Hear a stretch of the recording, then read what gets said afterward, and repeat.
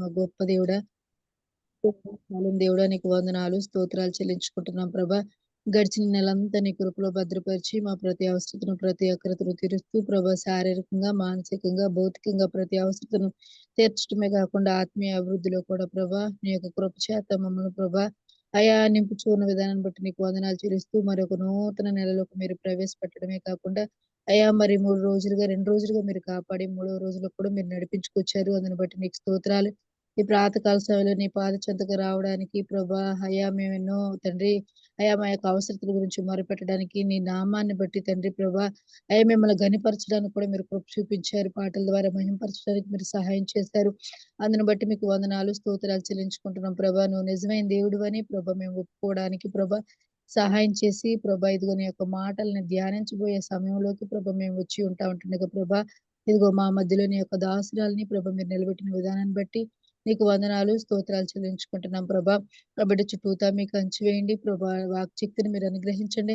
మీ జ్ఞానంతో నింపండి. తన యొక్క జ్ఞానాన్ని, తన యొక్క ఆలోచనని ప్రభా మీ సిలువ చాటును మరుగుపరిచి ప్రభా అయా నీ బిడ్డలకు మీరు ఏమైతే విత్తనై ఉన్నారో ఆ బిడ్డ నోటి ద్వారా ప్రభా బోరగా వాడుకొని ప్రభా నా తండ్రి ఆ బిడ్డను బలపరిచి మీరు మాతో మాట్లాడమని అడుగుతా ఉన్నాం ప్రభా. సహాయం చేయండి. వాక్యం చెప్తున్న అంతసేపట్లో రెండంచులు కలిగిన నీ వాక్యంతో ప్రభా నేను తండ్రి ఆ బిడ్డ ప్రభా ఏకాగ్రత కలిగి తండ్రి నువ్వు ఏదైతే ప్రభా వాక్కుల్ని ప్రభా అనుగ్రహించి ఉన్నావో అది సంపూర్తిగా పంచుకోవడానికి ప్రభా నేను తండ్రి సమయాభావాన్ని చక్కగా ఉపయోగించుకోవడానికి మీరు కృప చూపించి సహాయం చేయమని అడుగుతున్నాం తండ్రి. అలాగే వింటున్న మేమందరం కూడా ప్రభా ఎటువంటి నిద్రమొత్తు మరొక స్వభావం లేకుండా ప్రభా అయా నువ్వు మా మధ్యలో ఉన్నావని, నీ సన్నిధి మా మధ్యలో ప్రత్యక్షపరచబడిందని ప్రభా, నువ్వు మాతో మాట్లాడటానికి ఇష్టపడుతున్నావని ప్రభా, అయా మేము గ్రహించడానికి సహాయం చేయండి. ప్రతి ఒక్క మాటని ప్రభా మేము తండ్రి మాలోకి ప్రభా నేను తండ్రి జీర్ణించుకోవడానికి సహాయం చేయండి. వ్యతిరేక స్వభావం లేకుండా తగ్గించుకున్న వారంగా ప్రభా నీ మాటలను అంగీకరించే వారంగా మేము ఉండడానికి మాకు సహాయం చేయమని అడుగుతా ఉన్నాం ప్రభా. కృప చూపించండి. ఎటువంటి ప్రభా ఈ డిస్టర్బెన్సెస్ లేకుండా కృప చూపించండి. అయా నైనా సహాయం చేయమని ఈ చిన్న ప్రార్థన మీ పాద చెంత చేరుస్తూ ఈ సమయాన్ని మీ చేతులకు అప్పగిస్తూ మా ప్రభును రక్షకుడైన యేసుక్రీస్తు నామములో అడిగి బ్రతిలాడి వేడుకుంటున్నాను తండ్రి. ఆమేన్. ఆమేన్. ఆమేన్. హల్లెలూయా. Praise the Lord. Thank you so much అక్క. అందరికీ వందనాలండి. జాన్సీ అక్క ప్లీజ్. గుడ్ మార్నింగ్ తమ్ముడు. అందరికీ గుడ్ మార్నింగ్ అండి. Praise the Lord. ఈరోజు మన మధ్యలో వాక్యం అందించడానికి డాక్టర్ వైఎస్ విమలారెడ్డమ్మ గారు సిద్ధంగా ఉన్నారు. వారిని పరిచయం చేయటం గౌరవంగా భావిస్తున్నాను. మరి డాక్టర్ వైఎస్ విమలారెడ్డమ్మ గారు ఆంధ్రప్రదేశ్కు 2 ముఖ్యమంత్రులను అందించిన ప్రముఖ కుటుంబంలో చెందినవారు. జమీందారీ కుటుంబంలోకి కోడలుగా ఉన్న విమలా గారు వారి జీవితంలో పెందలాడే ప్రభు అయిన యేసుక్రీస్తు యొక్క ఔన్నత్య గుణాతిశయములను లోతుగా గ్రహించారు. BD, MTh, MA Christian studies అను ఉన్నత విద్యలతో పాటు విమలారెడ్డి గారు పిహెచ్డి చేశారు మరియు గౌరవ డాక్టరేట్ను కూడా పొందారు. విమలారెడ్డి గారు వారి ప్రత్యేక కుటుంబ నేపథ్యాన్ని దేవుని రాజ్య సేవా పదంలోకి అమర్చుకున్న తీరు ఆదర్శప్రాయం. ప్రస్తుతం వారు TCEEFI అను సంస్థకు అధ్యక్షురాలుగా మరియు హగ్ ఇండియాకు ఉపాధ్యక్షురాలుగా సేవలందిస్తున్నారు. దయచేసి అందరూ మ్యూట్లోనే ఉంటూ వాక్యాన్ని విందామండి. మరి శ్రద్ధగా విందాము. Welcome madam. Good morning madam. Thank you Jhansi. Good morning to everyone. చిన్న ప్రార్థన చేసుకుందాం. దయామయ దయచేసిన స్తోత్రం ప్రభా. ఈ ఉదయకాలంన ఈ ప్లాట్ఫామ్ నుంచి వాక్యం పంచుకోవడానికి నాకు వచ్చిన గొప్ప తరుణాన్ని బట్టి మీకు స్తోత్రం నాయన. తండ్రి నేను కాదు తండ్రి, మీరు మాత్రమే నన్ను వాడుకొని మీరే మాట్లాడమని మాకందరికీ అవసరమైన వాక్యాన్ని దయచేసి వాక్యం ద్వారా మేము మా మనసుల్లో ఉన్న వేరే ఆలోచనలు వదిలిపెట్టి మీ వైపు చూసేదానికి సహాయం చేయమని యేసుక్రీస్తు నామమున వేడుకొంచున్నాను తండ్రి. ఆమేన్. పౌలు ఫిలిప్పీలకు రాసిన పత్రిక 3వ అధ్యాయము 12 నుంచి 14 వరకు ఉన్న వాక్య భాగాన్ని చదువుతున్నాను. దయచేసి నెమ్మదిగా వినండి. పౌలు రాస్తున్నాడు, ఇదివరకే నేను అని అయినను, ఇదివరకే సంపూర్ణ సిద్ధి పొందితిని అని అయినను నేను అనుకునుట లేదు గాని, నేను దేని నిమిత్తము క్రీస్తు యేసు చేత పట్టబడితినో దానిని పట్టుకొనవలెనని పరిగెత్తుచున్నాను. సహోదరులారా, నేను ఇదివరకే పట్టుకొని ఉన్నానని తలంచుకొనను. అయితే ఒకటి చేయుచున్నాను, వెనుక ఉన్నవి మరచి ముందున్న వాటి కొరకై వేగిరపడుచు క్రీస్తు యేసునందు దేవుని ఉన్నతమైన పిలుపునకు కలుగు బహుమానమును పొందవలనని కురి యొద్దకే పరిగెత్తుచున్నాను.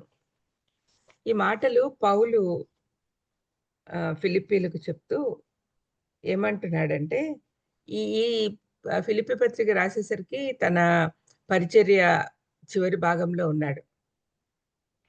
అది రోమా చెరలో ఉండి రాస్తున్నాడు. ఇతను ఇప్పటికే చాలా ఆత్మీయంగా ఎదిగి ఉన్నాడు. ఇప్పటికే నేను క్రీస్తుని పోలే నడుచుకున్న ప్రకారం నన్ను పోలి నడుచుకోండి అని చెప్పేంత స్థాయికి వచ్చాడు.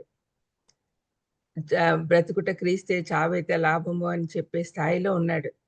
అయినా కూడా ఏమంటున్నాడు, నేను పరిపూర్ణతలోకి రాలేదు, నేను గెలిచేశాను, నేను అన్ని అనుభవించాను, అన్నీ చేయగలిగాను, అన్ని దేవుడు చెప్పిన పనులన్నీ చేయగలిగాను అని ఇట్లాంటి మాటలేం అంటల్లా. ఇదివరకే నేను గెలిచి తిని అని నేను అనుకోవటం లేదు, ఇదివరకే సంపూర్ణ సిద్ధి పొంది తిని అని కూడా నేను అనుకోవటం లేదు. నేను దేని నిమిత్తము క్రీస్తు యేసు చేత పట్టబడితినో దానిని పట్టుకున్న వాళ్ళని పరిగెత్తుచున్నాను. పౌలు ఏ విధంగా రక్షణ పొందాడో మనకు తెలుసు. దమస్కు మార్గంలో క్రిస్టియన్స్ను, యేసుప్రభు మార్గంలో వెళ్ళే వాళ్ళని హింసించడానికి స్పెషల్ పర్మిషన్ తీసుకొని వెళ్తూ ఉంటే యేసుప్రభు అతన్ని పట్టుకున్నాడు. నన్ను ఎందుకు ఇలా శ్రమ పెడుతున్నావు అని అడిగితే, నేను మిమ్మల్ని పెట్టడం లేదు కదా అని అంటే, కాదు, నా మార్గంలో పోయే వాళ్ళను ఎవరిని పెట్టినా కూడా నన్ను పెట్టినట్టే అని యేసుప్రభు చెప్తాడు. ఆ తర్వాత అతను కంప్లీట్గా మారు మనసు పొంది కంప్లీట్గా ట్రాన్స్ఫార్మ్ అయ్యి యేసుప్రభు మార్గంలోకి వచ్చాడు. అంతకుముందు హింసకుడిగా ఉన్నవాడు తర్వాత హింసలు పొందేదానికి సిద్ధపడి ఈ హింసల్లోనే నేను సంతోషపడుతున్నాను అని చెప్పే స్థాయికి వచ్చాడు. మరి రక్షణ పొందినప్పటి నుంచి ఈ మాటలు చెప్పేంత వరకు కూడా ఏం చేస్తున్నాడు? అతను ఒక్కటే గురి ఎద్దుకే పరిగెత్తున్నాడు. నన్ను దేవుడు ఎందుకోసం ఏర్పాటు చేశాడో దాని ప్రకారమే యేసుప్రభు అపొస్తలుల కార్యము 9వ అధ్యాయంలో అననీయతో చెప్తాడు, నువ్వు వెళ్ళి అతనితో మాట్లాడు, అతన్ని నేను ఏర్పరచుకున్నాను, అన్యుల మధ్య, రాజుల మధ్య, అధికారుల మధ్య స్వార్థ ప్రకటించడం కోసమై నేను అతన్ని ఏర్పాటు చేసుకున్నాను అని యేసుప్రభు శిష్యుడికి చెప్తాడు. మరి చెప్పినప్పుడు ఆ ప్రణాళిక అతనికి తెలిసింది కాబట్టి ఆ ప్రణాళిక ప్రకారమే చేస్తున్నాడు. ఎన్నో అన్యుల దగ్గరికి వెళ్ళి ఎన్నో సంఘాలు స్థాపించాడు. మాసిదోనియా సంఘస్థులందరూ కొలసీలు, ఫిలిప్పీలు, తెస్సలోనికేయులు ఇవన్నీ కూడా అన్యులు. వాళ్ళు యేసుప్రభుని ఎరుగని వాళ్ళు. వాళ్ళ దగ్గరికి వెళ్ళి సువార్త చెప్పి యేసుప్రభుని వాళ్ళకు పరిచయం చేసి వాళ్ళందరూ కూడా యేసుప్రభు మార్గంలోకి వచ్చేటట్టు శ్రమ పడ్డాడు. ఆ విధంగా దాన్నే పట్టుకున్న వాళ్ళని పరిగెత్తుచున్నాను అంటే ఏంటంటే, నా జీవితంలో దేవుడి పర్పస్ ఏదో అదే నేను చేస్తున్నాను. ఒక క్షణము పౌలును పక్కన పెట్టి మన గురించి మనం ఆలోచిస్తే, యేసుప్రభు మనకిచ్చిన ఆదేశం ఏంటి? సకల లోకానికి వెళ్ళి సువార్త ప్రకటించండి అని ఆయన చివరి ఆదేశం. అది మన జీవితంలో ప్రధానంగా ఉండాలి. మరి మనకు గమ్యం ఏమై ఉండాలి? ఆయన చెప్పిన పని చెయ్యాలి, ఆయనను సంతోషపెట్టి ఆయన దగ్గర చేరుకోవాలి. ఇది మన గమ్యం. మరి ఆ ప్రకారం మనం చేస్తున్నామా అని మనల్ని మనము ప్రశ్నించుకోవాలి. అయితే ఒకటి చేయుచున్నాను, ఇంకొక మాట అంటున్నాడు, సహోదరులారా, నేను ఇదివరకే పట్టుకొని ఉన్నానని తలంచుకొనను. అయితే ఒకటి చేయుచున్నాను, వెనక ఉన్నవి మరచి ముందున్న వాటి కొరకే వేగిరపడుచున్నాను అంటున్నాడు. వెనుకున్నవేంటి? మనం అందరం కూడా రక్షణ పొందక ముందు చీకటిలో, పాపమనే చీకటిలో జీవించాం. అయితే ఇప్పుడు యేసుప్రభుని నమ్ముకున్న తర్వాత మన జీవితం ఎట్లా ఉండాలి? వెలుగు వైపే ఉండాలి. వెలుగును చూస్తూ ముందుకు సాగాలి. పౌలు జీవితంలో వెనుకకు చూస్తే చాలా భయంకరమైన పరిస్థితి. అది చూడట్లేదు అతను. ఎందుకంటే దేవుడు మనల్ని క్షమించాడు, మన పాపాలన్నీ తన వీపు వెనక వేసేసుకున్నాడు, మళ్ళీ గుర్తు రాకుండా ఉండేటట్టుగా సముద్రపు అగాధాలలో పెట్టేశాడు. మరి ఆయన మర్చిపోయినప్పుడు మనం కూడా మర్చిపోవాలి. మనం ఇంకా మర్చిపోలేకపోతున్నాము మన పాపపు జీవితము అని అంటే దానికి అర్థం ఏంటంటే మనం ఇంకా యేసు ప్రభువులో ఉన్న ఆనందం ఇంకా అనుభవించటం లేదని అర్థం. మరి అందుకని పౌలేమంటున్నాడు, నేను వెనక్కున్నవి మరిచి ముందున్న వాటి కొరకై వేగిరపడుచు. ముందున్న వాటి కొరకై వేగిరపడుచు అంటే ముందు ఏముంది అతనికి తెలుసు. తను పరలోకానికి వెళ్తాను, యేసుప్రభు చెంత ఉంటాను, ఆయన సన్నిధిలో ఉన్న ఆనందం అనుభవించగలుగుతున్నాను అనే సంగతి తెలుసు కాబట్టి, రక్షణ నిశ్చయిత ఉంది కాబట్టి వేగిరపడుతున్నాడు, తొందరపడుతున్నాడు, తొందరగా అక్కడికి వెళ్ళిపోవాలా అని. మరి అటువంటి ఆలోచన మనకుందా? క్రీస్తు యేసునందు దేవుని ఉన్నతమైన పిలుపునకు కలుగు బహుమానం పొందవలనని గురి యొద్దకే పరిగెత్తుచున్నాను. గురి యొద్దకే బహుమానం పొందడానికి పరిగెత్తున్నాను అనే మాట, గురి యొద్దకు పరిగెత్తడము అనే అంశం ఈరోజు ధ్యానించుకుందాం. గురి యొద్దకు మనం ఎందుకు పడిపోతున్నాం, గురి యొద్దకు పోలేకపోతున్నాం అనే విషయం మనం ధ్యానించుకోవాలి. గురి యొద్దకు పోకుండా ఉండడానికి మనకు ఏమేమి కారణాలు ఉన్నాయో అవి ఎగ్జాంపుల్స్ సహా మనం చూద్దాం. అయితే ఇక్కడ ఒక మాట అంటున్నాడు, దేవుని ఉన్నతమైన పిలుపునకు కలుగు బహుమానం పొందవలనని. ఏంటి ఆ బహుమానం?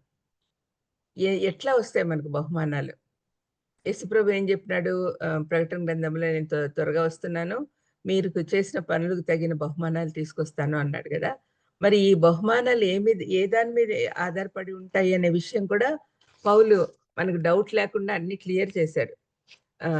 కొరింథీయులకు రాసిన మొదటి పత్రికలో 10వ వచనం నుంచి మనం చూస్తే, దేవుడు నాకు అనుగ్రహించిన కృప చొప్పున నేను నేర్పరి అయిన శిల్పకారుని వలె పునాది వేసి తిని మరి ఒకటి దాని మీద కట్టుచున్నాడు.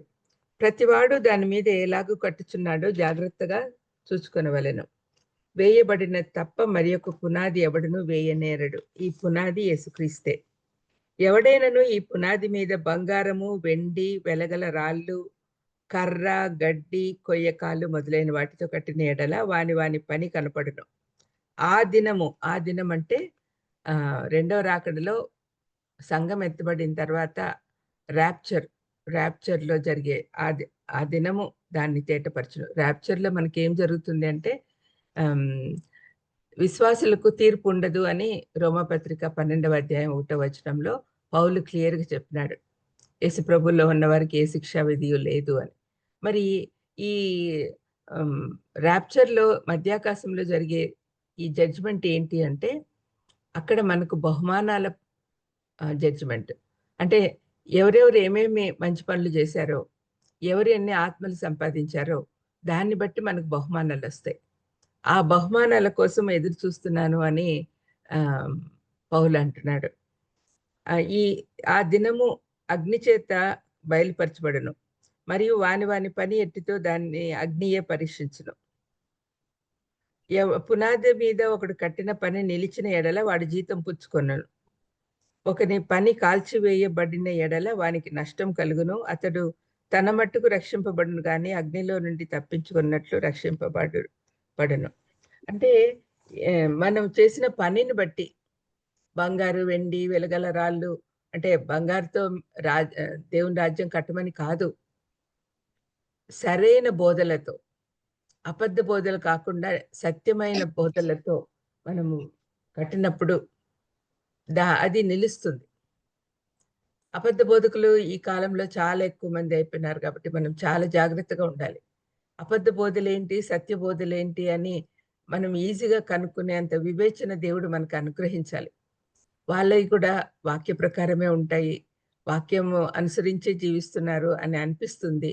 కానీ ఎక్కడ తప్పులు పోతున్నారంటే, వాళ్ళ బోధల్లో సిలువ ఉండదు, శ్రమలు ఉండవు, కేవలం prosperity gospels, super grace gospels, ఇవన్నీ మనల్ని పరలోకానికి తీసుకెళ్ళవండి. అవి విశాల మార్గానికి తీసుకెళ్తాయి. సంతోషంగా హ్యాపీగా జీవించేసే తర్వాత ఏమవుతుందో మీకెందుకు, మనం రక్షింపబడ్డాం, యేసుప్రభు నామం పెట్టుకున్నాము అనే మాటలు మనం వింటూ ఉన్నాం. అది చాలా తప్పు.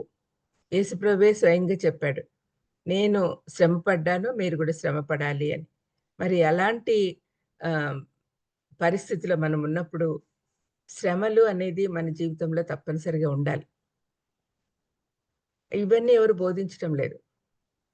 అవి బోధించని వారు తప్పు మార్గంలో పోతున్నారు. తప్పు మార్గంలో తన విశ్వాసులందరినీ నడిపిస్తున్నారు. అటువంటి పనులు ఎట్లా ఉంటాయంటే కర్రతో, కొయ్యతో, గడ్డితో చేసిన పనులనమాట. అవి కాల్చివేయబడతాయి. దానికి ఏం బహుమానాలు రావు. అయితే రక్షింపబడ్డారు కాబట్టి, రక్షణ శాశ్వతం కాబట్టి పరలోకానికైతే వెళ్తారు గానీ ఏ బహుమానాలు పొందరు అని ఖచ్చితంగా పౌలు చెప్తూ ఉన్నాడు. ఇప్పుడు తను ఏ బహుమానం కోసం పరిగెత్తున్నాడు అంటే గురి యొద్దకే పరిగెత్తున్నాను. ప్రభు దగ్గర చేరాలి. అదే నా గమ్యం. ఆ విధంగా గట్టిగా తన గమ్యం వైపు పరిగెడుతూ ఉన్నాడు. మనలో చాలా మంది గురి యొద్దకే పరిగెత్తాలి అని మొదలు పెడతాం మన జీవితం. మన ఆత్మీయ జీవితం. కానీ ఎన్నో సార్లు పడిపోతూ ఉంటాం. ఎన్నో సార్లు గురి తప్పి మన ఇష్టానుసారంగా జీవిస్తూ ఉంటాం. అటువంటప్పుడు మనము అప్పుడప్పుడు అప్పుడప్పుడు కదా, అసలు జనరల్‌గానే వాక్యం మీద ఆధారపడి ఉండాలి. వాక్యమే మన జీవితాలు మారుస్తుంది. వాక్యమే మనల్ని చక్కగా మంచి మార్గంలో నడిపిస్తుంది. ఇంతకుముందు ఒక సిస్టర్ ప్రార్థన చేశారు. ఆ ప్రార్థన చాలా అంటే అప్ టు ద పాయింట్ అన్నట్లుగా. అంటే వాక్యం ద్వారా మన మనసులు బాగుపడాలి. మన జీవితాలు బాగుపడాలి. వాక్యము రెండంచులు గల ఖడ్గం లాంటిది. మరి నన్ను రెండంచులు గల ఖడ్గం అంటే వినే వాళ్ళను కొయ్యాలి, వినిపించే వాళ్ళను కొయ్యాలి. 2 వైపులా పదునుంది. అంటే మేము చెప్పేవాళ్ళు మమ్మల్ని మేము సరిచేసుకోవాలి. కరెక్ట్ చేసుకుంటూ ఉండాలి. వినేవాళ్ళు కూడా వినిన వాక్యం ద్వారా వాళ్ళని వాళ్ళు కరెక్ట్ చేసుకుంటూ ఉండాలి. ఈ విధంగా ఉంటుంది వాక్యం.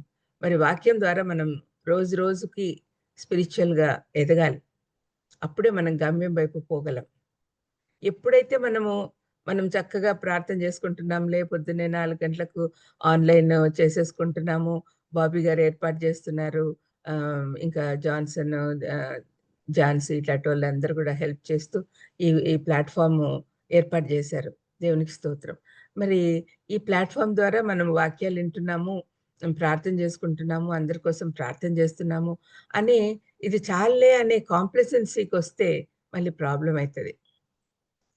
మనం ఎప్పుడు కూడా మనం నేర్చుకున్నవి ఇతరులకు చెప్పాలి. ఇతరులకు చెప్పి ఇతరులను కూడా దేవుని దగ్గరికి రప్పించాలి.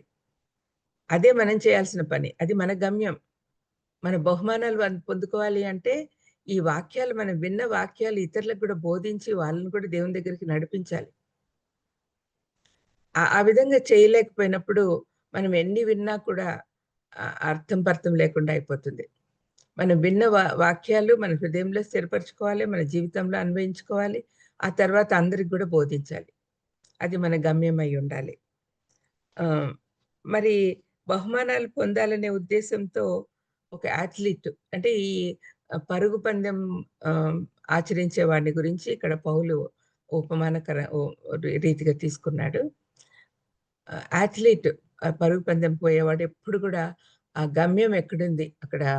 మనం ఆర్డినరీ పోటీలు అయితే ఒక తాడు పట్టుకొని నిలబడుకుంటారు టీచర్లు, స్కూల్ పిల్లలు చేస్తూ ఉంటారు కదా పోటీలు.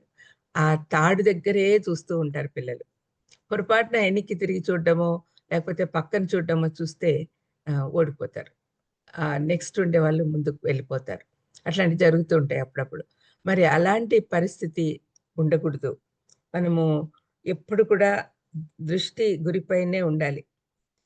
గురి తప్పితే వెనుకకు పడిపోతాం.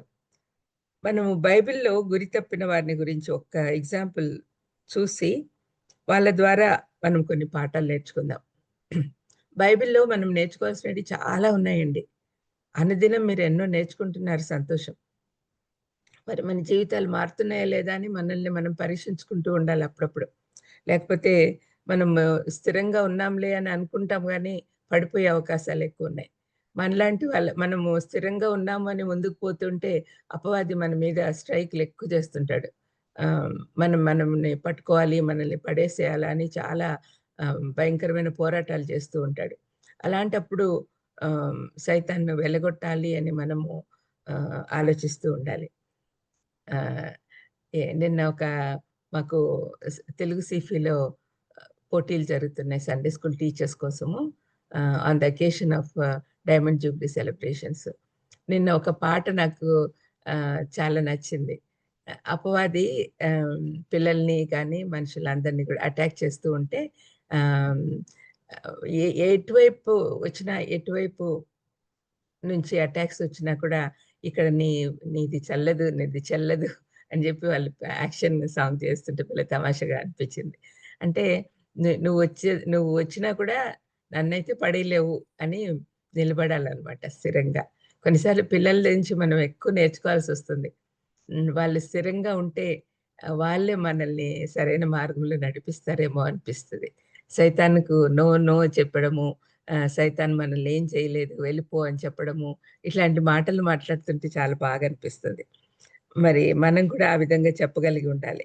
ఒకసారి హగ్గై గ్రంథము 1:1-8 వరకు మనం చదువుకుందాం. నేను ఈరోజు హగ్గైలోని ఇన్సిడెంట్ చెప్తా. హగ్గైలో ఏ విధంగా వాళ్ళు ఒక గురితో ముందుకొచ్చారు, కానీ గురి తప్పి పక్కకు పోయినప్పుడు మళ్ళీ హగ్గై వాళ్ళని గురిలోకి ఎట్ట తీసుకొచ్చాడు, గురి యొద్దకు అనేది మనం ఈరోజు చూస్తున్నాము. హగ్గై గ్రంథము చదవక ముందు ఒక చిన్న నేపథ్యం. 586 BC క్రీస్తు పూర్వము 586లో బబులోనీయులు దేవుని సన్నిధికి గుర్తుగా ఉన్న యెరూషలేం మందిరాన్ని సమూలంగా నాశనం చేశారు. అది మనకు అందరికి తెలుసు. ఇజ్రాయెల్ చరిత్రలో భయంకరమైన సంఘటన అది. సొలొమోన్ మందిరము సమూలంగా నాశనం చేశారు. అది బంగారుతో కట్టినారు. ఆ బంగారంతా కావాలని కాల్చేశారు అనమాట. మరి ఆ విధంగా భయంకరమైన నాశనం చేశారు. యెరూషలేం పట్టణంలో ఇంకా ఏమి ఇల్లులు కానీ ఏం మిగల్లా, అంత కంప్లీట్గా బీడు భూమిలాగా చేసేసారు. అటువంటి పరిస్థితి. తర్వాత వాళ్ళని బబులోన్ దేశానికి చెరలోకి తీసుకెళ్లారనమాట. అయితే బబులోన్ నెబుకద్నెజరు కాలంలో జరిగింది. తర్వాత పర్షియన్లు వచ్చినారు. పర్షియన్లు వచ్చినప్పుడు పర్షియా రాజులు టేక్ ఓవర్ చేసుకున్నారు బబులోన్ను.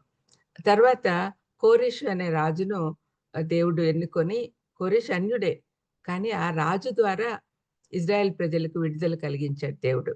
ఆయన ప్రణాళిక ప్రకారం 70 సంవత్సరాలు చెర, ఆ తర్వాత మళ్ళీ విడిపించడం. అయితే ఈ కోరెషు రాజు ద్వారా దేవుడిచ్చిన ఆజ్ఞ ఏంటంటే, మీరు వెళ్ళి మందిరం కట్టుకోండి, యెరూషలేం మందిరం, పాడైపోయిన మందిరాన్ని కట్టుకోండి అని చెప్పి కోరెషు రాజు ఒక డిక్రీ పాస్ చేస్తాడు. అది ఎప్పుడు జరిగింది? 538లో వాళ్ళు వచ్చేసినారు. ఇది కూడా మూడు విడతలుగా వస్తారు. ఫస్ట్ జెరుబ్బాబెల్ ఆధ్వర్యంలో వచ్చినారు. తర్వాత ఎజ్రా ఆధ్వర్యంలో కొంతమంది వచ్చారు. తర్వాత నెహెమ్యా ఆధ్వర్యంలో కొంతమంది వచ్చారు. ఈ విధంగా వచ్చారు.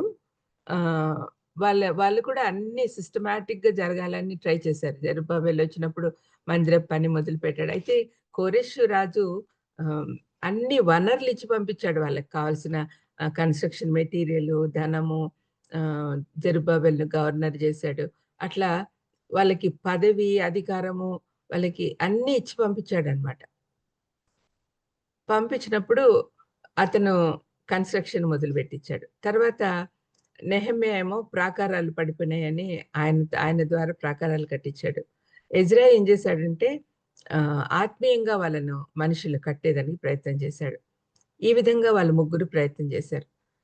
ఇది జరిగి 538లో జరిగింది. అయితే వీళ్ళు ఏం చేశారంటే, వాళ్ళకు ఈ కోరెషు ఇచ్చిన వనరులతో చక్కగా వెళ్ళి 1 సంవత్సరం తర్వాత మొదలుపెట్టారు మందిర నిర్మాణం. మొదలుపెట్టిన తర్వాత వాళ్ళు అనుకున్నారు, మేము మరి ఇక్కడ ఉండాలి కదా, మాకు ఇల్లులు కావాలి అని చెప్పి ఇల్లు కట్టుకోవడం కూడా మొదలుపెట్టారు సైమల్టేనియస్గా. వాళ్ళకి ఇల్లు ఉండాలి కదా తప్పనిసరిగా. సరే, 2 పనులు జరుగుతున్నాయి. ఇక్కడ ఫౌండేషన్ అయిపోయింది మందిరానికి. ఈ లోపల చుట్టుపక్కల వాళ్ళందరూ కూడా మీరు ఎక్కడ కడతారు? సొలొమోన్ మందిరం ఎంత చాలా అద్భుతంగా ఉంది. అటువంటి స్థాయికి మీరు ఎలాగూ కట్టలేరు.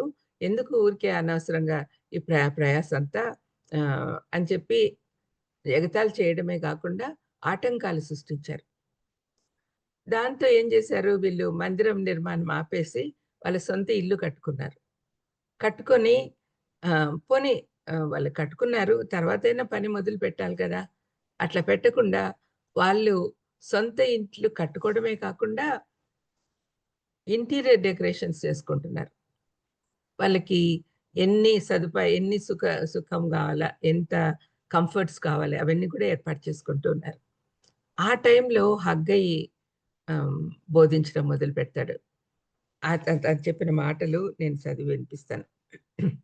రాజైన దర్యావేషు ఏలుబడి యందు 2వ సంవత్సరము 6వ నెల మొదటి దినమున ప్రవక్త హగ్గయి ద్వారా యూదా దేశం మీద అధికారియు షయల్తీయేలు కుమారుడైన జెరుబ్బాబెలుకును ప్రధాన యాజకుడును యెహోజాదాకు కుమారుడునైన యెహోషువకు యెహోవా వాక్కు ప్రత్యక్షమై ఇలాగ సెలవిచ్చెను. సైన్యములకు అధిపతియగు యెహోవా ఆజ్ఞ ఇచ్చినదేమనగా, సమయం ఇంకా రాలేదు, యెహోవా మందిరమును కట్టించుటకు సమయం ఇంకా రాలేదు అని ఈ జనులు చెప్పుచున్నారే. ప్రభు అంటున్నాడు ప్రవక్త ద్వారా, సమయం ఇంకా రాలేదు అని అంటున్నారు అని. అందుకు యెహోవా వాక్కు ప్రత్యక్షమై ప్రవక్త హగ్గయి ద్వారా సెలవిచ్చినదేమనగా, ఈ మందిరం పాడై ఉండగా మీరు సరంబి వేసిన ఇండ్లలో నివసించుటకు ఇది సమయమా? కాబట్టి సైన్యములకు అధిపతిగా యెహోవా సెలవిచ్చినదేమనగా, మీ ప్రవర్తనను గురించి ఆలోచించుకొనుడి.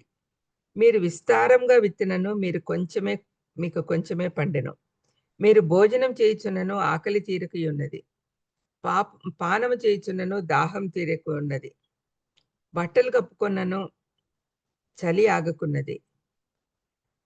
పనివారు కష్టం చేసి జీతం సంపాదించుకొనినను జీతము చినిగిపోయిన సంచిలో వేసినట్టుగా ఉంది. కాగా సైన్యములకు అధిపతిగా యెహోవా సెలవిచ్చినదేమనగా, మీ ప్రవర్తనను గురించి ఆలోచించుకొనుడి. పర్వతములెక్కి మాను తీసుకొని వచ్చి మీరు ఈ మందిరంను కట్టించిన యెడల దాని యందు నేను సంతోషించి నన్ను ఘనపరచుకొందునని యెహోవా సెలవిచ్చుచున్నాడు. చూడండి ఎంత క్లియర్‌గా హగ్గయి ప్రవక్త చెప్తూ ఉన్నాడు. మీరు ఇంకా సమయం ఇంకా రాలేదు అని అంటున్నారు. అసలు మీ గమ్యం ఏంటి? వాళ్ళ గమ్యం ఏంటి? కోరెషు రాజు మీ మందిరం కట్టుకోండి అని పంపించాడు. ఇంకొక విషయం ఆలోచించాలి. ఈ జెరుబ్బాబెల్‌తో పాటు వచ్చిన వాళ్ళు 50,000 మంది అక్కడ ఇంకా ఉన్నారు. వాళ్ళేమనుకున్నారు, బబులోన్‌లో చక్కగా అప్పటికి కోరెషు రాజు వచ్చినప్పటికి వాళ్ళకు మంచి పొజిషన్, అంటే చెరలో అంటే జైల్లో ఉండే పరిస్థితి కాదు. హ్యాపీగానే ఉన్నారు. వాళ్ళు ఉద్యోగాలు చేసుకుంటున్నారు. వాళ్ళ ఫ్యామిలీస్ ఉన్నాయి. కంఫర్టబుల్‌గా సెటిల్ అయినారు అక్కడ. అందుకని బబులోన్‌లో సెటిల్ అయిన వాళ్ళని తర్వాత మనం ఎస్తేర్ గ్రంథంలో చూస్తాం కదా! హామాను వాళ్ళందరినీ చంపేయాలనుకున్నప్పుడు ఎస్తేర్ ద్వారా వాళ్ళని రక్షించాడు. అంటే అక్కడ కొంతమంది ఉన్నారని మనం అర్థం చేసుకోవాలి. అయితే వచ్చిన వాళ్ళు 50,000 మంది చాలా ఆసక్తితో వచ్చారు. వాళ్ళు మంచి క్రైస్తవులతో పోల్చుకోవచ్చు. రక్షణ పొందిన కొత్తలో మొదటి ప్రేమ కలిగి ఉన్నట్లు ఆ విధంగా ఆ స్టైల్‌లో ఉన్నారనమాట. వాళ్ళకి చాలా ఆసక్తి ఉంది. డబ్బులిచ్చినారు, మనకు కావాల్సిన వనరులన్నీ అనుగ్రహించారు దేవుడు. కోరెషు రాజు అన్నీ ఇచ్చినాడు కదా! ఇంక మనం పోయి మందిరం కట్టిచ్చేస్తాము అని చెప్పి ఉత్సాహంతో బయలుదేరారు. ఈ వాళ్ళకి ఎన్ని శ్రమలుంటాయని తెలుసు. అక్కడి నుంచి ఇక్కడికి నడిచి రావడమే గొప్ప. అంతేకాకుండా ఉండడానికి ఇల్లు లేవు. పంటలు పండించుకోవడానికి పొలాలు లేవు. అంతా బీడుబోయింది. మరి ఎలా తింటాము? ఎలా ఉంటాము? అన్న ఆలోచన ఏం లేకుండా ఆసక్తిగా ముందుకొచ్చిన వాళ్ళు. వాళ్ళ గురించి చెప్పబడిందిప్పుడు. అంటే ఆసక్తితో ముందుకు పోతారు ఒక గమ్యంతో. కానీ కొన్ని రోజులైన తర్వాత పరిస్థితులను బట్టి దారి తప్పిపోతున్నారు. అదే మన పాయింట్ ఈరోజు. మనం గూడా అలాగే ఉన్నాము అనే విషయము మనం అర్థం చేసుకోవాలి. మనము రక్షణ పొందాము. మనం కంఫర్టబుల్‌గా ఉన్నాము. మనం తప్పనిసరిగా దేవుని సన్నిధికెళ్ళిపోతాము అనే గ్యారంటీ మనకుంది. అలాంటప్పుడు ఇతరుల గురించి మనకెందుకు? మన పనులు మనం చేసుకుందాం. మనం ఏం చేయగలమో, ఇంకా ఏం చేయాలి దేవుడి కోసం అన్న ఆలోచన మనకు లేకుండా పోతా ఉంది. We are comfortable with what we have. That is complacency. అది దేవుడికి అస్సలు నచ్చదు. ఎందుకంటే రక్షింపబడిన దినాన్నే మనం పరలోకానికి వెళ్ళిపోయి ఉండొచ్చు కదా! దేవుడు మనల్ని ఎందుకు తీసుకెళ్ళలేదు? అంటే మన జీవితంలో దేవుని ప్రణాళిక ఉంది. అనేక మందిని దేవుని దగ్గరికి నడిపించాల్సిన అవసరం ఉంది. వయసుతో నిమిత్తం లేదు. జీవించినంత కాలం చివరి నిమిషం వరకు దేవుని సన్నిధికి, దేవుని గురించిన గొప్ప సువార్త అందరికి చెప్పాలి. మన జీవితంలో అనుదినం జరుగుతున్న విషయాలన్నీ కూడా చెప్పడమే అదే సువార్త. మా దేవుడు గొప్పవాడు. మమ్మల్ని రక్షించాడు. మమ్మల్ని ఇన్ని ఇన్ని అద్భుతాలు చేశాడు మా జీవితంలో. అనుక్షణం చేస్తూనే ఉన్నాడు అని చెప్పడం కూడా సువార్తనే. అది ఎంతమంది మనం చెప్తున్నాం? ఎంతమందిని మనం దేవుని వైపు ఆకర్షించుకుంటున్నాం? ప్రస్తుత భయంకరమైన పరిస్థితుల్లో జీవిస్తున్నాం మనం. మరి అలాంటప్పుడు ఏ విధంగా సువార్త చెప్పాలి? బైబిల్ పట్టుకొని ఎళ్ళలేని పరిస్థితులున్నాయి. బైబిల్‌లో చూస్తేనే కాల్చివేస్తారు. అలాంటి పరిస్థితులు కూడా కొన్ని ప్రాంతాల్లో ఉన్నాయి. దేవుని దయ వల్ల మనకు అటువంటి ప్రాబ్లమ్ లేదు గానీ, కొన్ని ప్రాంతాల్లో ఉన్నాయి. మరి ఇటువంటి సమయంలో మనము గమ్మున ఇంట్లో కూర్చుంటే ఎట్లా? ఏం చేయగలం దేవుని కోసం అని ఆలోచించాలి. అది కేవలము సువార్త చెప్పడం ఒకటే కాదండి. బైబిల్ పట్టుకొని సువార్త చెప్పుకుంటూ పోవడం ఒకటే కాదు. ఎన్నో విధాలుగా మనం యేసుప్రభు ప్రేమను ప్రకటించొచ్చు. అదంతా కూడా మనం చేయలేకుండా ఉన్నాం. అందుకని గురి తప్పుతున్నాం. జాగ్రత్త. ఇక్కడ వీళ్ళేమంటున్నారు చూడండి. అంత ఆసక్తితో వచ్చారు గదా! వచ్చిన తర్వాత కొన్ని రోజులు పని చేశారు. ఇంట్రెస్ట్‌గానే మందిరం కట్టారు. సంతోషమే. కానీ సాకులు చెప్పడం మొదలుపెట్టారు. ఇంకా సమయం ఇంకా రాలేదంట. ఈ సాకులు చెప్పేవాళ్ళు చాలా మంది ఉన్నారు కదా!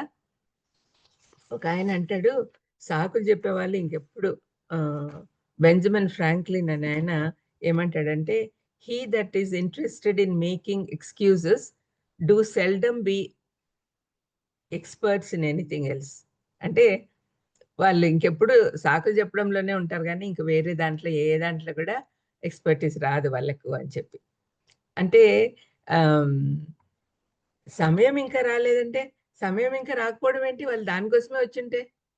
మరి ఇంకా సమయం రాలేదు అని అనడము ఎంత తప్పు. దేవుడు అందుకని బాధపడుతున్నాడు. యెహోవా మందిరమును కట్టించుటకు సమయం ఇంకా రాలేదని ఈ జనులు చెప్తున్నారే. ఈ మందిరం పాడై ఉండగా మీరు సరంబి వేసిన ఇళ్లలో నివసించుటకు ఇది సమయమా? ఈ మాటలు చాలా స్ట్రాంగ్‌గా మనం హృదయాల్లో హత్తుకోవాలండి. మందిరం పాడైపోతుండగా, మందిరం అంటే ఏంటి? సంఘం. మనమే దేవుని మందిరం. మన శరీరమే దేవుని మందిరం అని పౌలు చెప్తూ ఉన్నాడు. ఒక్కొక్క ఆత్మ దేవుని దగ్గరికి రాకుండా నశించిపోతూ ఉంటే, మన చుట్టూ ఎన్ని ఆత్మలు నశించిపోతున్నాయండి. మరి అలాంటప్పుడు మనం కంఫర్టబుల్‌గా ఉన్నాము అని చెప్పి, వారందరూ నాశనం అవుతుంటే, నాశనానికి జొగుతున్న వారిని చూసి మీరు రక్షింపరా అని సామెతల గ్రంథంలో సొలొమోన్ అడుగుతాడు. నశించిపోతున్న వారు మన చుట్టూ ఉన్నారు. వాళ్ళని గురించి మీరు పట్టించుకోరా? మీరు సరంబి వేసిన ఇళ్లల్లో సంతోషంగా ఉన్నారు కదా! సరంబి అంటే యాక్చువల్‌గా రూఫ్ అన్నమాట. రూఫ్ వేసుకున్నారు. రూఫ్‌తో సంతోషంగా ఉన్నారు కదా మీరు.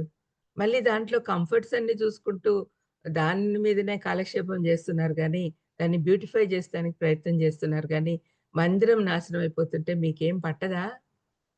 దేవుడు అడుగుతున్నాడండి. మనము ఏదైనా మనకి ఎక్స్‌ట్రా డబ్బులొచ్చినప్పుడు we try to increase our way of living.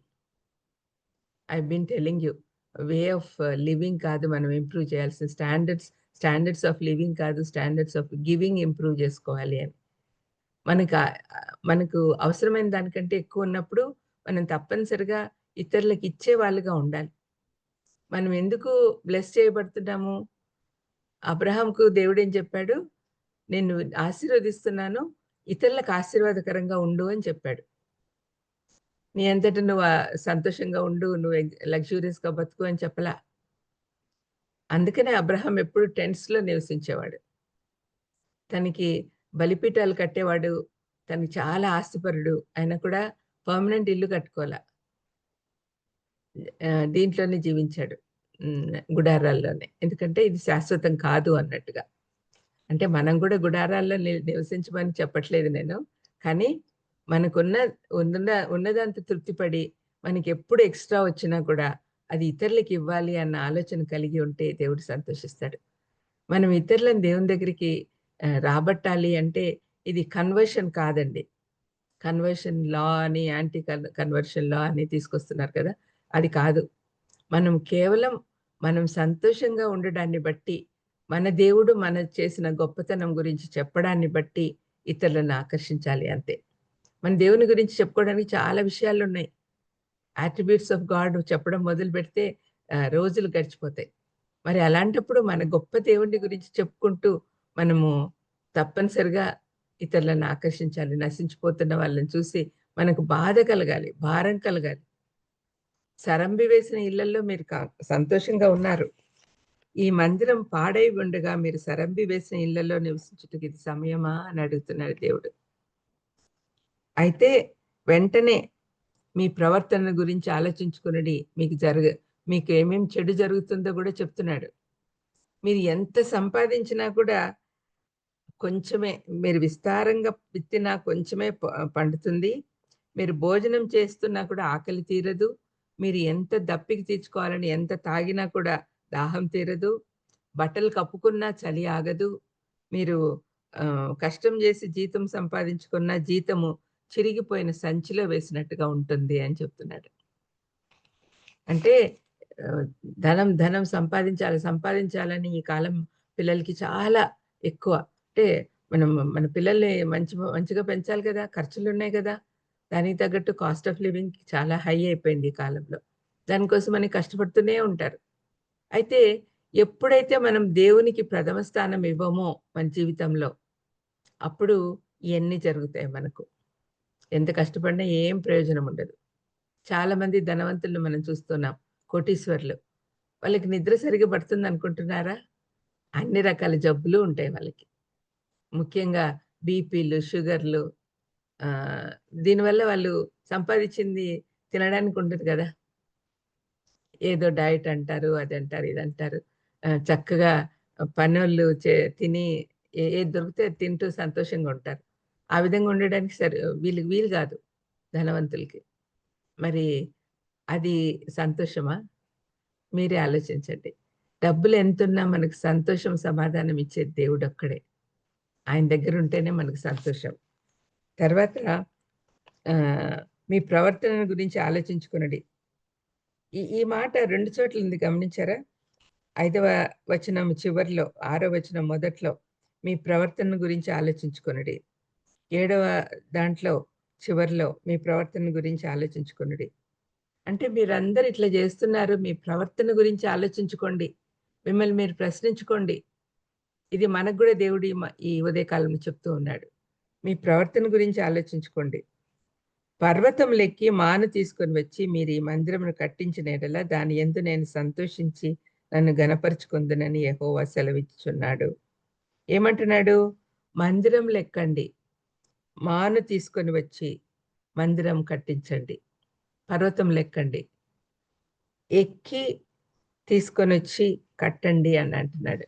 మనకు దేవుడు ఇచ్చిన ఆర్డర్ ఏంటి?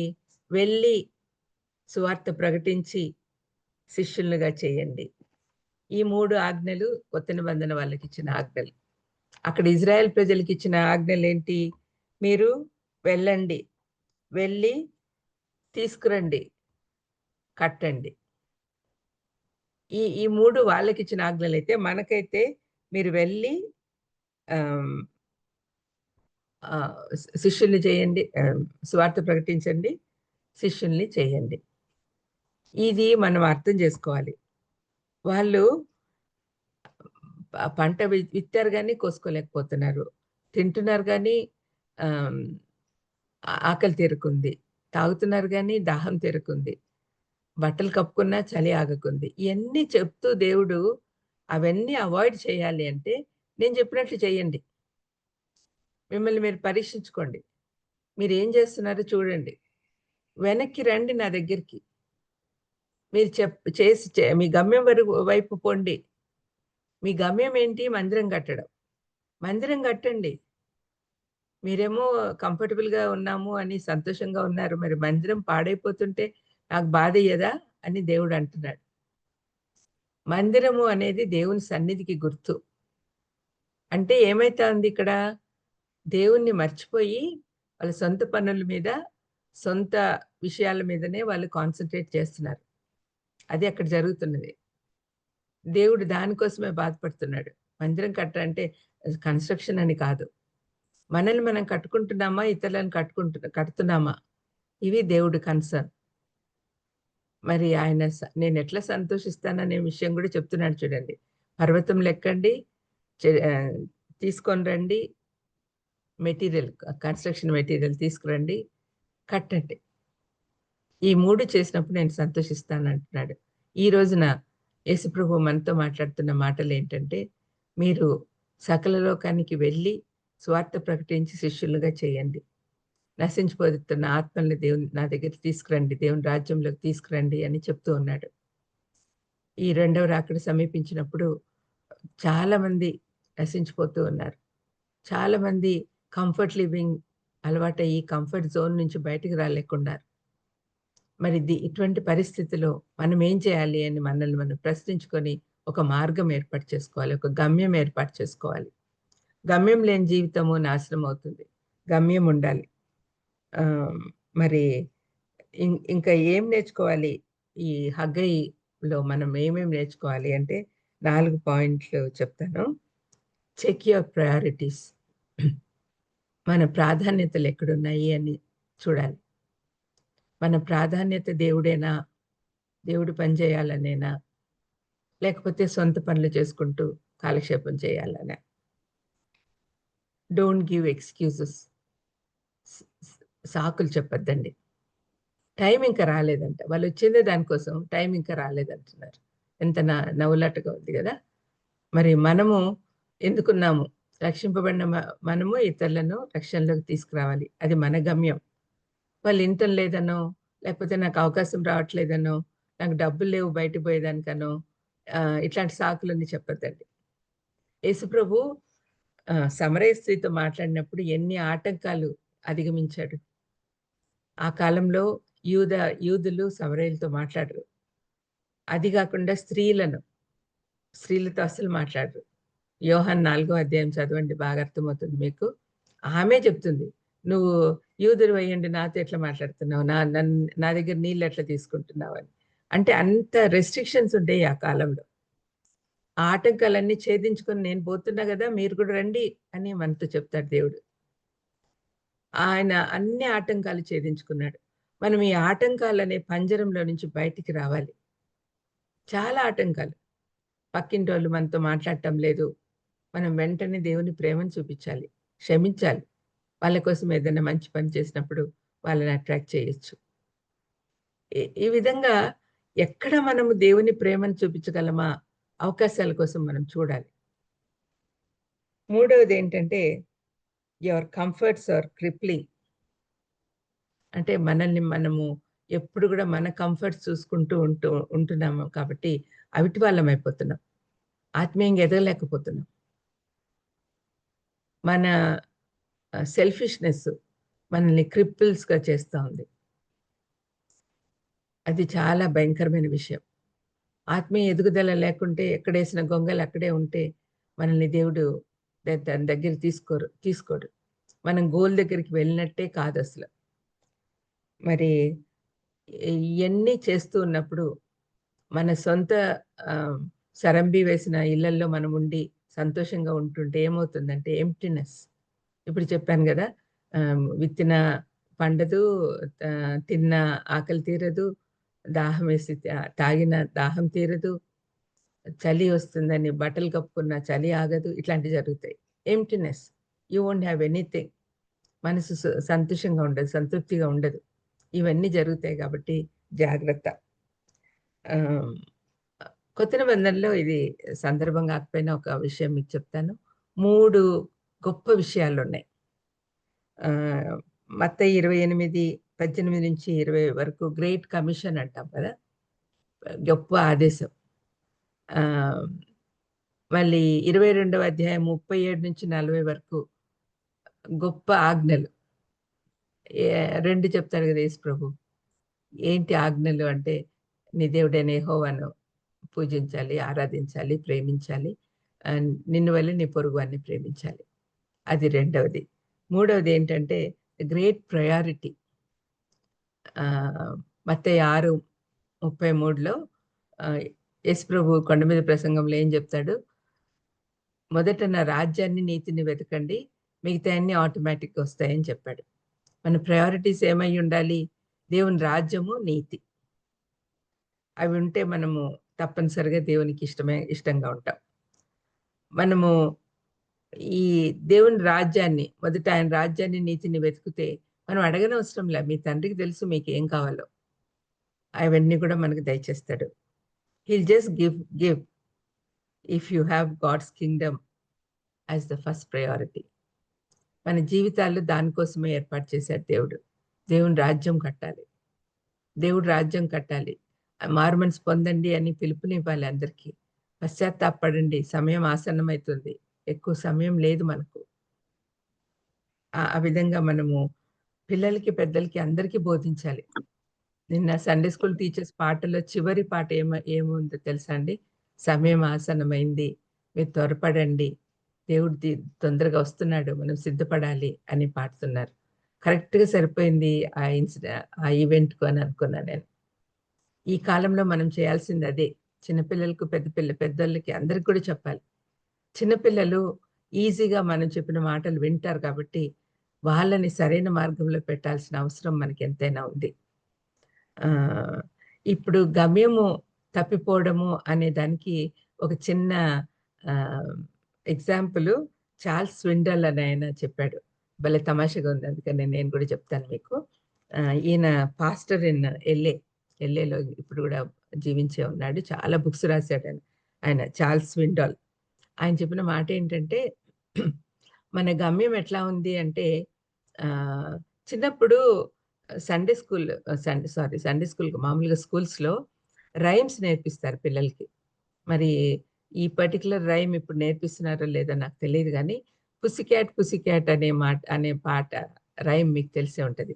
పుసిక్యాట్ where have you been? I been to London to see the queen. Pussycat what have you done there?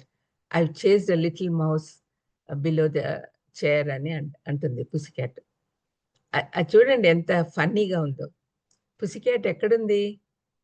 Queen దగ్గర ఉంది. అంటే క్వీన్ దగ్గర పోవడానికి కూడా ఎవరికి అవకాశం ఉండదు. మరి అలాంటిది అంత గొప్ప ఆపర్చునిటీ దొరికింది ఆ పుసిక్యాట్కి. మరి అక్కడ ఎందుకు వెళ్ళావు అంటే, రాణిని చూడడానికి వెళ్ళింది. మరి రాణి మొహం చూడకుండా రాణి కుర్చీ కింద ఉండే చిన్న ఎలుక పిల్లను తరిమేసిందంట. ఎంత సిల్లీగా ఉంది చూడండి. మనం నవ్వుకునేదానికి బాగానే ఉంది, కానీ మన గమ్యం కూడా అలాగే ఉంది. మనం దేవుని వైపు చూస్తూ ముందుకు సాగాల్సింది. మన గొప్ప అవకాశం ఇచ్చాడు దేవుడు, మనల్ని తన ప్రత్యేకించుకున్నాడు. మనము క్రైస్తవులము అంటే ప్రత్యేకించబడినవారు. ఇటువంటి వాళ్ళని ఇటువంటి అవకాశం ఇచ్చినప్పుడు అవకాశం జారవిడ్చుకొని మనము సిల్లిగా ఎలుక పిల్లల లాంటి చిన్న చిన్న విషయాల వైపు చూస్తూ ఉన్నాం. పేతురు చూడండి, నీటిపై నడిచాడా? యేసుప్రభు వైపు చూసినంతసేపు కొన్ని అడుగులు వేశాడు. తర్వాత చుట్టూ ఉన్న అలల్ని చూసేసరికి మునిగిపోసాగాడు. మరి మనం కూడా చుట్టూ ఉన్న పరిస్థితులను బట్టి మనం పడిపోతున్నాం. జాగ్రత్తగా ఉండాలి. మనం పడిపోకూడదు. మనం పడిపోవద్దు, ఇతరులను పడిపోనీయకూడదు. అది మన గమ్యం అయి ఉండాలి. మరి ఇశ్రాయేల్ ప్రజలు చూడండి, ఎంత గొప్ప అవకాశం ఇచ్చాడు దేవుడు. Privilege of building the temple. దానికి కావాల్సిన వనరులన్నీ ఇచ్చాడు. ఇప్పుడు మనకు కూడా దేవుడు అవకాశాలు ఇస్తూ ఉన్నాడు, పోగొట్టుకోవద్దు. మనల్ని ఎందుకు దేవుడు ఏర్పాటు చేసుకున్నాడో అదంతా గుర్తు చేసుకోవాలి. మిగతా అన్ని మానేసి వాళ్ళకి ఏం చెప్తున్నాడు? మీరు పర్వతం లెక్కండి, చెట్లు తీసుకురండి, కలప తీసుకురండి, మందిరాలు కట్టండి అని చెప్పాడు. మనకేం చెప్తున్నాడు? వెళ్ళండి, సువార్త చెప్పండి, శిష్యులుగా చెయ్యండి. మరి ఇవన్నీ మనం చెయ్యాలి. చేయగలిగితేనే దేవుణ్ణి సంతోషపెడతాం, మన గురి యొద్దకు వెళ్తాం. మన గురి ఏంటి అని మనం తెలుసుకోవాలి. ఆ గురి యొద్దకే పరిగెత్తడానికి మనం ప్రయత్నం చేయాలి. ఈ హగ్గయి చాలా చిన్న బుక్ అయినా కూడా ఎంత ఎఫెక్టివ్‌గా ఉంది చూడండి. ఒక్క మాట మన హృదయాలు కుచ్చుకునేటట్టుగా అంత చక్కగా రాశారు. ఆహ్, బైబిల్ అనేది చాలా మార్పు తెస్తుందండి మనలో. బైబిల్ కంటిన్యూయస్‌గా చదువుతూనే ఉండాలి.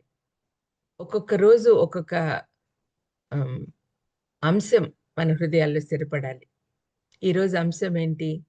గురి తప్పకుండా గురి యొద్దకే మనం పోవాలి. యేసు ప్రభు మనకిచ్చిన ఆదేశాన్ని పాటించాలి. మన గురి ఆత్మల సంపాదన అయ్యుండాలి. మన గురి యేసు ప్రభు వైపే ఉండాలి అని ఆలోచించాలి. తర్వాత పౌలు చెప్తాడు కదా! నేను నా పరుగు కడముట్టించి తిని అని చెప్పి, బహుమానాలు అందుకోవడానికి వెళ్తున్నాను అని గర్వంగా చెప్తాడు తిమోతితో చివరి స్టేజ్‌లో. మరి మనం కూడా ఆ స్టేజ్‌కి రాగలమా? మనల్ని మనం పరీక్షించుకోవాల్సిన అవసరం ఎంతైనా ఉందండి. దయచేసి మీరు గుర్తించండి. మేము చాలా మంచివాళ్ళము. మేము చాలా ఏ తప్పులు చేయట్లేదు. చక్కగా వాక్యం చదువుకుంటున్నాము, ప్రార్థన చేసుకుంటున్నాము అని అనుకుంటూ ఉన్నాం చాలామంది. కానీ మనం దేవుని పని చేస్తున్నామా? రాజ్య కట్టడంలో ఎంతవరకు సహాయపడుతున్నాము? దేవుని రాజ్యం కడుతున్నామా? అనేది మనం ఆలోచించుకోవాలి. మనం ఎప్పుడు కూడా మన జీవితాల ద్వారానే సువార్త ఎక్కువగా ప్రకటించగలం. Effective way of preaching. మనమే నడిచే పత్రికలం కావాలి. మన జీవితాలే అందరికీ మార్గదర్శకంగా ఉండాలి. మన కుటుంబాలు మాదిరి కుటుంబాలుగా ఉండాలి. ఇవన్నీ మనం జ్ఞాపకం పెట్టుకొని ఎప్పుడు కూడా దేవుని సంతోషపెట్టేవారుగా ఉండాలని మిమ్మల్ని అందరినీ కూడా కోరుకుంటూ ముగిస్తున్నాను. చిన్న ప్రార్థన చేసుకుందాం. దయామేడ యేసునాయన స్తోత్రం ప్రభా! ఈ ఉదయకాలంన ఈ ప్లాట్‌ఫార్మ్‌లో ఉన్న ప్రతి ఒక్కరిని పేరు పేరున దీవించి ఆశీర్వదించండి తండ్రి. వాళ్ళ గమ్యంలో ఒకవేళ తప్పిపోయి ఉన్నారేమో, హగ్గయి మాటల ద్వారా మీరు మమ్మల్ని హెచ్చరిస్తున్నారేమో, మమ్మల్ని మేము ప్రశ్నించుకోవాలి తండ్రి. సమయం ఆసన్నమవుతుంది కాబట్టి మేమందరం కూడా సిద్ధంగా ఉంటూ మీ రాకడ కోసం ఎదురు చూసే వాళ్ళంగా ఉండడమే కాకుండా మా కుటుంబాల్ని, మా స్నేహితుల్ని, బంధువుల్ని అందరిని కూడా మీ దగ్గరికి తీసుకొచ్చే బాధ్యత తీసుకొని ఒక్కొక్కరము ఒక్కొక్క కుటుంబాన్ని కట్టే వాళ్ళంగా ఉండేటట్టు ఆశీర్వదించమని వేడుకొంచున్నాం. తండ్రి దేవా! మేము మీ దగ్గరికి వచ్చినప్పుడు తలంచుకునే అవసరం లేకుండా తల ఎత్తి తండ్రి భలా నమ్మకమైన దాసుడా అని అనిపించుకునేదానికి సిద్ధంగా ఉండేటట్టు ఆశీర్వదించమని వేడుకొంచున్నాం. గురి యొద్దకే పరిగెత్తేది మాకు నేర్పించమని వేడుకొంచున్నాం. గురి తప్పకుండా ఇజ్రాయెల్ ప్రజలు ఏ విధంగా ఒక గురితో వచ్చి ఆ గురి పక్కన పెట్టి సొంత ప్రయోజనాలు చూసుకున్నారో ఆ విధంగా కాకుండా తండ్రి స్వప్రయోజనాలు మానేసి ఇతరుల గురించి ఆలోచించే బుద్ధి మాకు పుట్టించమని యేసుక్రీస్తు నామమున వేడుకొంచున్నాను తండ్రి. ఆమేన్. God bless you. ఆమేన్. Thank you madam. మరి చాలా చక్కని విషయాలు బోధించినందుకు వర్చువల్ ప్రేయర్ ఫ్యామిలీ తరఫున మీకు వందనాలు. మరి మన జీవితంలో దేవుని పర్పస్ ఏంటో అది మనం చెయ్యాలని గురి తప్పకుండా గురి యొద్దకే పరిగెత్తటం ఎలా అని చాలా చక్కని విషయం చెప్పారు. శ్రమలు అనేవి మన జీవితంలో ఖచ్చితంగా ఉండాలని మరి హగ్గయి గ్రంథం ద్వారా గురి తప్పిన వారి జీవితాల్ని ఎలా సరిచేసుకోవాలో కూడా దేవుడు రెమెడీస్ ఇచ్చారని మరి స్టాండర్డ్స్ ఆఫ్ గివింగ్ మనం ఇంప్రూవ్ చేసుకోవాలని, దేవుని ప్రేమ చూపించాలి, మన ప్రయారిటీస్ని మనం చెక్ చేసుకోవాలి. మరి great commission, great commandments, great priority ఇవన్నీ మనం హగ్గయి గ్రంథం ద్వారా చాలా చక్కగా మేడం వివరించారు. మరి వెళ్ళండి, సువార్త చెప్పండి, శిష్యులుగా చేయండి. మరి మన గురి ఆత్మల సంపాదన అయి ఉండాలి. మన గురి యేసుక్రీస్తే అయి ఉండాలి. మన జీవితాలే ఒక పత్రికల్లాగా ఉండాలని చాలా చక్కగా వివరించారు. దయచేసి ఇంకోసారి కూడా మీరు వినొచ్చండి. యూట్యూబ్‌లో వెంటనే అప్లోడ్ చేస్తారు. దయచేసి మీరు విని రాసుకొని ఇతరులకు కూడా చెప్పొచ్చండి. ఇట్లాంటి వాక్యాలు మనకి చాలా అరుదుగా వినిపిస్తాయి కదండి. దయచేసి విందాము. Thank you so much madam. మీరు చెప్పిన వాక్యాల ద్వారా ఎప్పట్లాగే మేము హెచ్చరించబడ్డాం, ప్రోత్సహించబడ్డాం. Thank you so much madam. మన థ్యాంక్ యూ మధ్యలో థ్యాంక్ యూ. మన మధ్యలో ఉన్నారు ఎవరైనా జామి రవికుమార్ గారు. ముగింపు ప్రార్థన ఆశీర్వాదం ఇవ్వాల్సిందిగా కోరుతున్నానండి. 5వ తారీఖున కాలేబయ్య గారు మరి అక్కడ మందిరం ప్రతిష్ట ఉందండి. దాని గురించి కూడా మీ ప్రార్థనలో జ్ఞాపకం చేసుకోవాల్సిందిగా కోరుతున్నాను. ప్రార్థన చేసుకుందామండి. పరిశుద్ధుడు తండ్రి, నీ బంగారు పదాలు పొందడం ప్రభా. ఉదయకాల సమయంలో ప్రభ చల్లని మెల్లని స్వరాన్ని ప్రభ నీ దాసురాల ద్వారా వినిపించిన విధానం బట్టి వందనాలు తండ్రి. అయ్యా హగ్గయి గ్రంథం ద్వారా ప్రభ సువార్తమై గురై ఉండాలని దేవతని ప్రభ ఏ విధంగా మేము నడుచుకోవాలో అనేక ఆత్మ సంబంధ విషయాలు ప్రభను తెలియజేసిన విధానం బట్టి ప్రార్థన చేస్తున్నాం ప్రభ. అయ్యా ప్రభ, నువ్వు మమ్మల్ని ఏ విధంగా దర్శించావు ప్రభ, మా బాధ్యతగా ఇతరులకు తండ్రి సువార్త చెప్పగలిగే భాగ్యాన్ని తండ్రి మాకు దయచేయండి. ప్రార్థన చేస్తున్నాం ప్రభు. సర్వ సృష్టికి సువార్త ప్రకటించమన్నా ప్రభ. అందులో భాగంగా తండ్రి మేము సువార్త ఎత్తడానికి సహాయం చేయమని, అదేవిధంగా ప్రభ మమ్మల్ని సరి చేసుకోవడానికి కృపించమని ప్రార్థన చేస్తున్నాను. తల్లిగారికి ఇచ్చిన ప్రభ వాక్య అనుభవాన్ని బట్టి జ్ఞానాన్ని బట్టి వందనాలు చెల్లిస్తున్నాం ప్రభ. అనేక మంది ప్రభ విడిచి విడ్డించుండగా ప్రభ నీ దాసురాలను దాచిన ప్రభ ఇంకా బహుబలంగా అనేక స్థలాల్లో ప్రభ వాడుకోమని ప్రార్థన చేస్తున్నారు తండ్రి. హగ్గయ్య గ్రంథంలో అనేక ఆత్మీయ సత్యాలు ప్రభ గ్రహించడానికి మాకు ఇచ్చిన ప్రభు శాస్త్రమైన దినాన్ని బట్టి వందనాలు చెల్లిస్తున్నాం ప్రభ. మేము వాక్యం విని తండ్రి విడిచిపెట్టేవారు కాకుండా వాక్యానుసారంగా జీవించగలిగే భాగ్యాన్ని దయచేయమని ప్రార్థన చేస్తున్నాను తండ్రి. బిడ్డ చేస్తున్న సేవను ప్రత్యేకంగా జ్ఞాపకం చేసుకోండి, అదేవిధంగా కుటుంబాన్ని జ్ఞాపకం చేసుకోండి. అదేవిధంగా ప్రభ ప్రతిరోజు వాక్యం వినడానికి మాకు ఇచ్చిన దేవతన ప్రభ ఈ ప్లాట్ఫామ్ బట్టి వందనాలు చెల్లించుకుంటున్నాం ప్రభ. దీన్ని ఏర్పాటు చేసిన బాబు రత్నాకర్ గారిని, అదేవిధంగా ప్రభ వారి సంఘాన్ని సంస్థను ప్రభ దీవించమని ప్రార్థన చేస్తున్నాను. సహకరిస్తున్న దాని తండ్రి ప్రభ జాన్సన్ గారిని, స్వరూప్ గారిని, అదేవిధంగా ఝాన్సీ సిస్టర్ గారిని, ప్రసిద్ధ సిస్టర్ గారిని, తేజ్ అఫెండెస్ గారిని జ్ఞాపకం చేసుకోండి. అదేవిధంగా ప్రభ కోటి వారిని జ్ఞాపకం చేసుకోండి ప్రభ. ప్రత్యేకంగా 5వ తరగతి జరగబోతున్న ప్రభ యొక్క గృహ ప్రతిష్ఠిత ప్రభ సంఘ ప్రతిష్టలో ప్రార్థన చేస్తున్నాను ప్రభ. అయ్యా దేవతన ప్రభ నీ తేజో మహిమ నిలిచే స్థలంగా ప్రభ సంవత్సరాంతం వరకు ప్రభ నీ కన్ను నిలిచే స్థలంగా తండోపతండాలుగా ప్రభ తండ్రి ప్రజల రాగల్లో సహాయం దయచేయండి. ఆ కార్యక్రమం నీకు అప్పగిస్తున్నాను. ఎటువంటి ప్రభ డిస్టర్బెన్స్ లేకుండా సమస్తము ఘనంగా క్రమంగా మర్యాదగా ప్రభ నీ నామ మహిమార్థమే జరుగుతుంది ప్రభు. సమస్తాన్ని సానుకూలపరచమని ప్రార్థన చేస్తున్నాను. అదేవిధంగా దేవతన ప్రభు అనారోగ్యంతో బిడ్డల కోసం ప్రార్థన చేస్తున్నాను ప్రభు. రాబర్ట్ జేమ్స్ అయ్య గారిని జ్ఞాపకం చేసుకోండి, ఆశీర్వాద అయ్య గారిని జ్ఞాపకం చేసుకోండి, డాక్టర్ విజయ్ కుమార్ గారిని జ్ఞాపకం చేసుకోండి. కాటనాయ్ గారికి ఇచ్చిన ఆరోగ్యాన్ని బట్టి వందనాలు తండ్రి. ఇంకెవరైతే అనారోగ్యంతో ఉన్నారో ప్రభ ప్రతి ఒక్కరిని ప్రభ పేరు పేరున ముట్టమని, స్వస్థపరచమని, బలపరచమని, సేవలో బహుబలంగా వాడుకోమని ప్రార్థన చేస్తున్నాను తండ్రి. అదేవిధంగా దేవతన ప్రభ ప్రార్థన చేస్తూ ఉన్నాం ప్రభ. ఎవరైతే ఆర్థిక ఇబ్బందులు ఉన్నారో, అనారోగ్య సమస్యల్లో ఉన్నారో, ఎవరైతే కుటుంబ సమస్యలు ఉన్నారో జ్ఞాపకం చేసుకోండి. అదేవిధంగా తండ్రి ప్రభ మా బిడ్డలు దేవతన ప్రభ యూజీ పీజీ నీటి కోర్సుల కోసం ఎదురు చూస్తుండగా కార్యం జరిగించండి. ప్రత్యేకంగా ప్రభ మా కోసం తండ్రి ఉదయకాల సమయంలో ప్రభ లేచి ప్రార్థన చేసే తల్లులు మాకు అనుగ్రహించావు. వారిని వారి కుటుంబాలను నిండారుగా దీవించమని ప్రార్థన చేస్తున్నాను తండ్రి. ప్రభ నువ్వు ప్రార్థన ఆలకించే దేవుడివి, ప్రార్థన జవాబు ఇచ్చే దేవుడు ప్రభు. ప్రార్థన చేస్తున్న ప్రతి దానికి దేవతను ప్రభు జవాబు దయచేయమని ప్రార్థన చేస్తున్నాను. అయ్యా మా శ్రమలు ప్రభు సాక్ష్యాలుగా మార్చమని ప్రార్థన చేస్తున్నాను.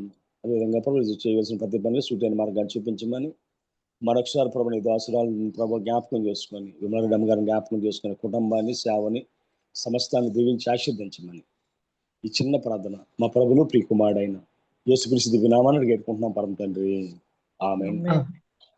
పరలోకమందున మా తండ్రి, మీ నామం పరిశుద్ధపరచుకొను గాక, మీ రాజ్యం వచ్చును గాక, మీ చిత్తం పరలోకమందులాగు భూమి యందు నెరవేరును గాక.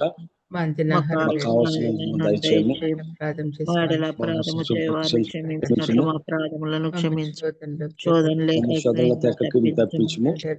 ఎందుకంటే రాజ్యం, శక్తి, మహిమ బలము మహిమ నీవు నావు తండ్రి. ఆమేన్. మన తండ్రి అయిన దేవుని ప్రేమ, కుమారుడైన యేసుక్రీస్తు కృప, పరిశుద్ధాత్మ అన్యోన్య సహవాసము వాక్యం చెప్పిన దాసురాలకు పాల్గొన్న బిడ్డలకు చేయవలసిన ప్రతి పనికి సూటైన మార్గాన్ని దేవుడు దయచేయును గాక. ఆమేన్. ఆమేన్. థ్యాంక్ యూ పాస్టర్ గారు. మరి ప్రార్థించిన రెవరెండ్ జామిరావు కుమార్ గారికి, వాక్యం అందించిన విమలమ్మ గారికి ప్రత్యేక వందనాలు తెలియజేసుకుంటున్నానండి.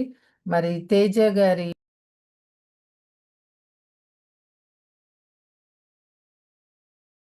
తేజ బ్రదర్ వాళ్ళ బాబుకి చికెన్ ఫాక్స్ వచ్చిందంటండి. దయచేసి మీ వ్యక్తిగత ప్రార్థనలో జ్ఞాపకం చేసుకోమని కోరుతున్నానండి. ఇప్పుడే చూశాను మెసేజ్. దయచేసి జ్ఞాపకం చేసుకోవాల్సిందిగా కోరుతున్నానండి. జాయిన్ అయిన మీ అందరికీ వందనాలండి. హ్యావ్ ఎ నైస్ డే అండి. ముగించుకుందామండి. థ్యాంక్ యూ అండి అందరికీ.